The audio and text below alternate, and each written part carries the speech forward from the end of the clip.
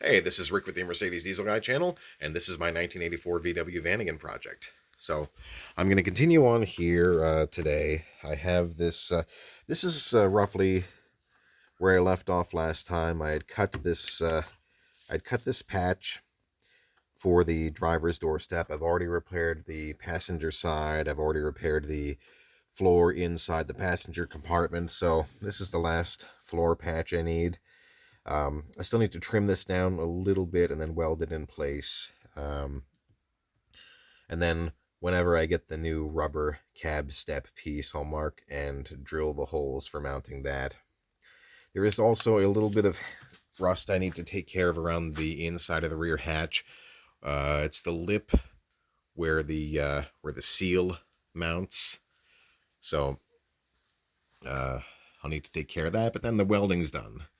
And once the welding is done, then I'm going to put in the new fuel tank and do the fuel system and then move on to the next job. I'd be lying if I said that I thought the whole project was going to take this long. I've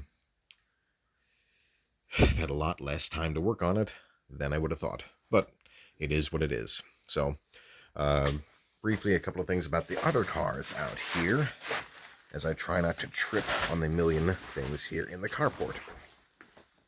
There's the Mercedes. I've been working on it. I was out here yesterday, did some more body work in the rear, but I'm really at the point of diminishing returns on that. I've taken it about as far as I can.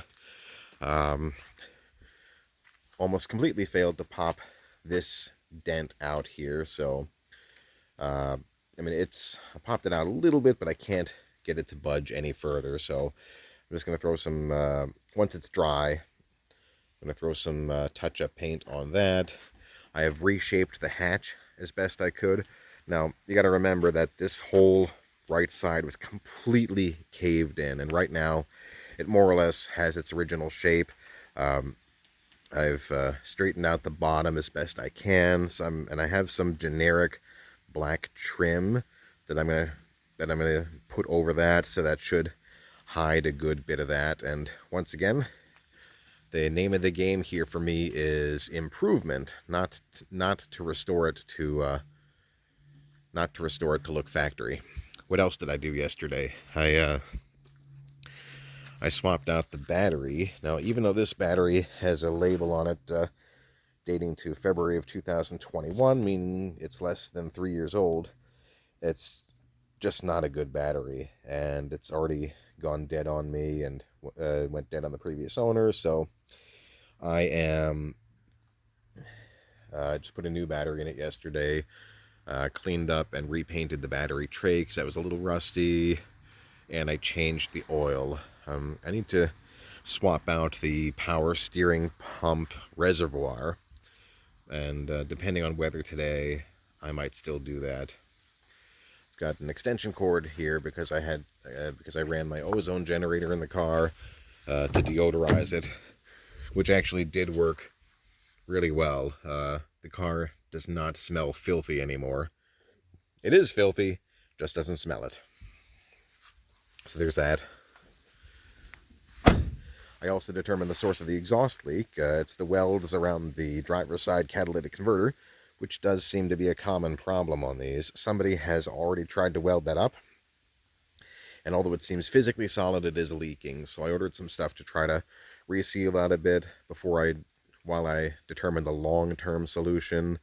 I may end up replacing that part. I'm not opposed to spending the money.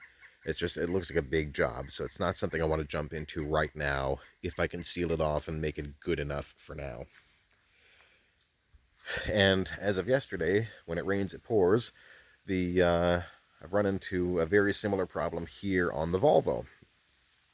The welds around the catalytic converter failed, and of course that's the weld coming off the rear where it attaches to the pipe, and it is now leaking and the car is loud. But I have already ordered the part this morning. It's a much easier job on this car. I've done it before. Not on this car specifically, but on some of my other Volvos. So as soon as the part gets here, sometime in the next few weeks, I will replace that. What else? I've seen a little bit of curiosity over the Subaru here, which I've mentioned in other videos. I have other videos that I haven't processed yet on this car, but this is a 2005 3-liter Outback. I've had it since summer of 2022, and it's been an okay car for us.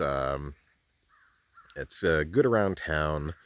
I think it's got some kind of a slow coolant leak that I haven't located yet.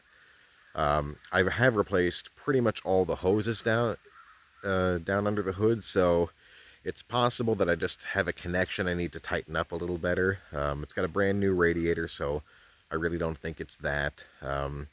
And oil and coolant really are not mixing, so I don't think it's a head gasket issue. What else?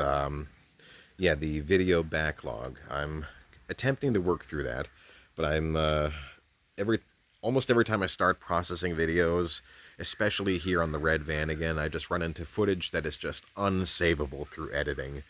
Because a lot of times I have these days where I plan to get something done and something else gets in the way, and I end up with raw footage that it just is no good. So I'm going to keep working through that, keep posting stuff as I can. I don't think there's too much more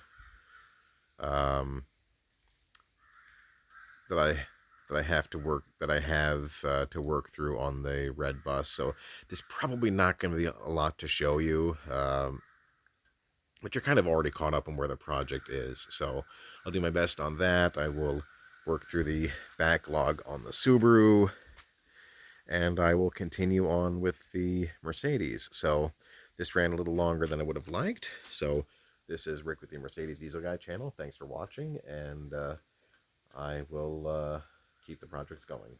Have a good day.